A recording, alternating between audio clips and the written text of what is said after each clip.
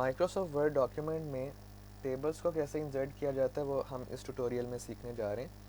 उसके लिए आपने सबसे पहले जो कर्सर है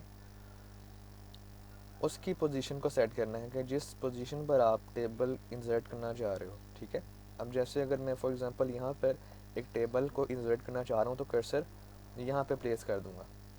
अब आपने क्या करना है कि ये जो होम के साथ इंसर्ट टैब है इस पर क्लिक करना है और यहाँ पर आपको ये टेबल की ऑप्शन नज़र आ रही है।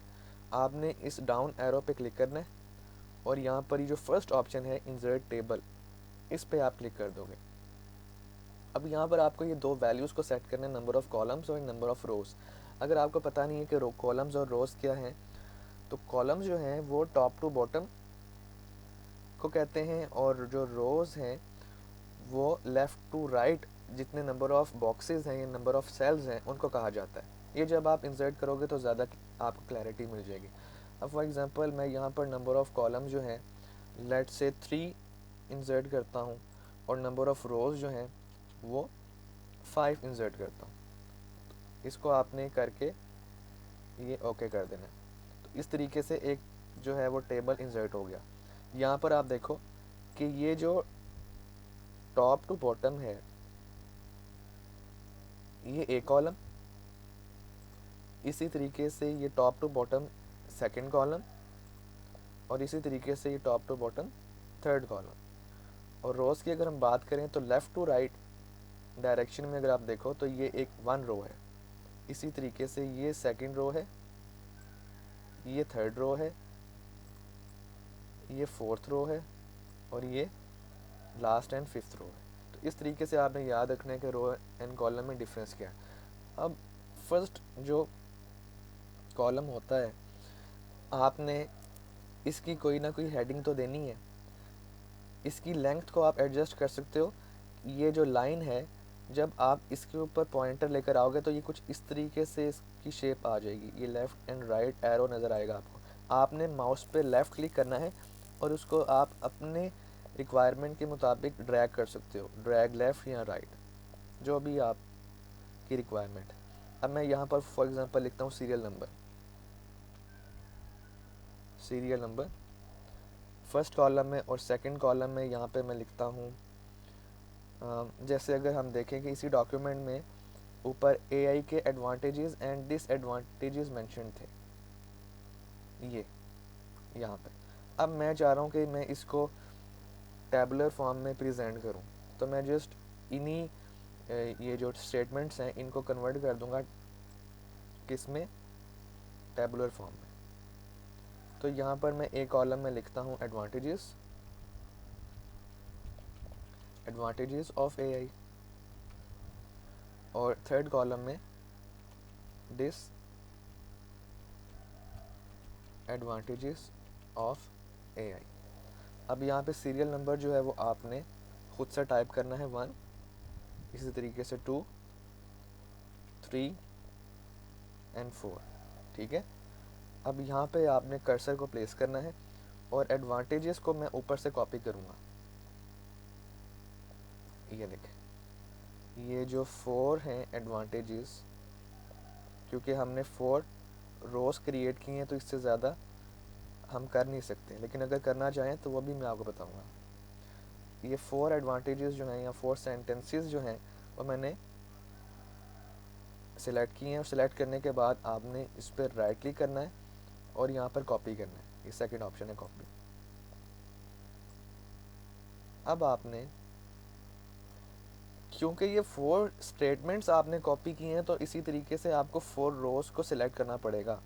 एक रो को सिलेक्ट करोगे तो सारी स्टेटमेंट्स इसी रो में पेस्ट हो जाएंगी। तो ये आपने ख्याल रखना है कि अगर आप चाह रहे हो कि हर स्टेटमेंट एक डिफरेंट रो में पेस्ट हो तो आपने 4 रोज़ को सिलेक्ट करना है और यहाँ पर कीबोर्ड से कंट्रोल V को एक साथ प्रेस करना है। तो यहाँ पर ये जो 4 स्टेटमेंट्स हैं वो पेस्ट हो जाएंगी। इसी तरीके से जो डिसएडवांटेजेस हैं वो भी आपने कॉपी करके पेस्ट कर देनी है। 1, 2, 3 एंड 4। इस तरीके से आपने राइट क्लिक करना है, कॉपी और यहाँ पर ये जो 4 रोज़ हैं इनको सिलेक्ट करके आपने कंट्रोल V को एक साथ प्रेस करना है, तो ये इस तरीके से आ जाएगा। अब ये जो लाइन है ये आप एडजस्ट कर सकते हो, इसको अगर आप इस तरीके से मूव कर लो, ठीक है।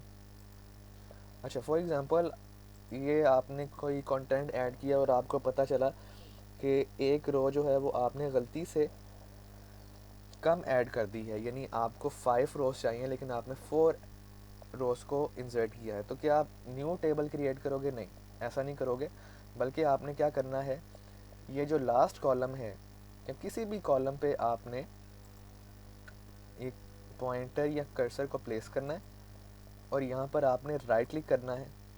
राइट क्लिक करने के बाद ये जो इंसर्ट की ऑप्शन है ये आपने इसके ऊपर पॉइंटर को लेकर आना है, तो एक न्यू विंडो ओपन हो जाएगी इसके साथ। अब आपको एक रोज चाहिए बिलो, तो आपने इंसर्ट रोज बिलो कर देना है, तो एक न्यू रो ऐड हो जाएगी, ठीक है।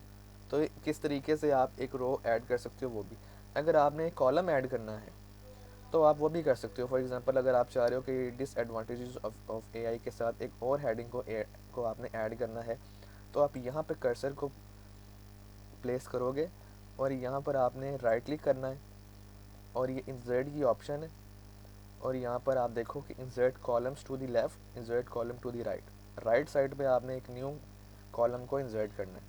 तो आप इसको सिलेक्ट कर लोगे तो एक न्यू कॉलम जो है वो इंसर्ट हो जाएगा, राइट।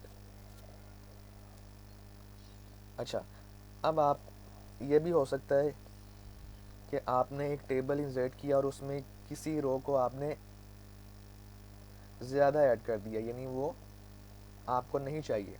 तो फॉर एग्ज़ाम्पल अगर आपको ये रो नहीं चाहिए, इसको आपने डिलीट करना है, तो इसी तरीके से आप इस रो को सिलेक्ट करोगे या इस रो का जो फर्स्ट सेल है इस पर भी कर्सर अगर आप प्लेस कर दो और यहाँ पर आपने राइट क्लिक करना है।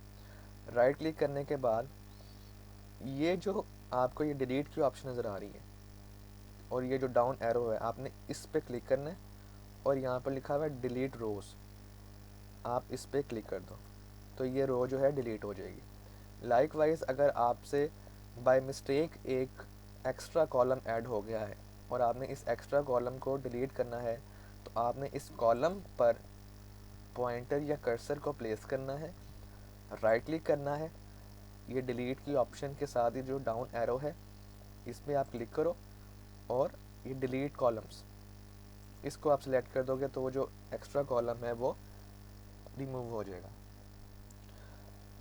ओके, टेबल इंसर्ट करने के बाद अब आपने इसकी अलाइनमेंट को ठीक करना है। अब यहाँ पे ये जो टेबल है इसकी अलाइनमेंट लेफ़्ट है। अब आपने इस टेबल को सिलेक्ट कैसे करना है, ये टेबल के लेफ़्ट टॉप कॉर्नर पर ये एक छोटा सा बटन यहाँ पर आपको शो हो रहा है, आपने इस पर क्लिक करना है, तो इससे आपका पूरा टेबल जो है वो सिलेक्ट हो जाएगा। अब आपने ये जो अलाइनमेंट के ऑप्शंस हैं, सेकंड ऑप्शन है सेंटर, इस पर आप क्लिक कर दो तो ये सेंटर अलाइंड हो गया, राइट। इस तरीके से आपने अपने टेबल को सेंटर अलाइन कर देना है। अब जिस तरीके से हमने पिक्चर को कैप्शन दिया था, आपने इस टेबल को भी कैप्शन देना है।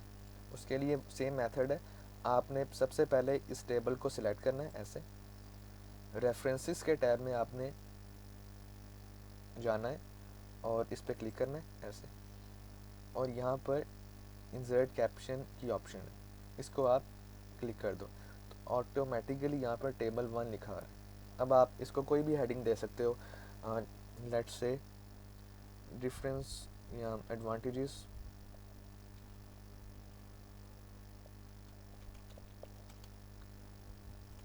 एंड डिसएडवांटेजेस ऑफ एआई, ये आपने कैप्शन टाइप करके ओके कर देना है। तो आप देखो कि जो टेबल का कैप्शन है वो टॉप पर आता है और जो पिक्चर का कैप्शन है वो उसके बॉटम पर। अब आप इसको कैप्शन को, क्योंकि ये लेफ़्ट अलाइंड है, इसको भी अगर आपने सेंटर अलाइन करना है तो होम टैब में ये जो अलाइनमेंट की ऑप्शन है, ये सेकंड ऑप्शन है सेंटर की, इसको आप क्लिक कर दो तो ये जो कैप्शन है वो सेंटर में अलाइन हो गया। अच्छा, आपने इस बात का ख्याल रखना है कि टेबल जब आप इंसर्ट करो तो टेबल इस तरीके से डिवाइडेड ना हो, ये प्रेजेंटेबल नहीं लग रहा। कोशिश करें कि ये जो टेबल है ये एक ही पेज पर व्यू हो। तो आप कैसे करें इसे? ये जो आपने कैप्शन एंटर किया है, यहाँ पे कर्सर को प्लेस करना है और कीबोर्ड से एंटर की को प्रेस करना है और करते रहना है जब तक कि आपका टेबल एक नेक्स्ट पेज पर शिफ्ट ना हो जाए।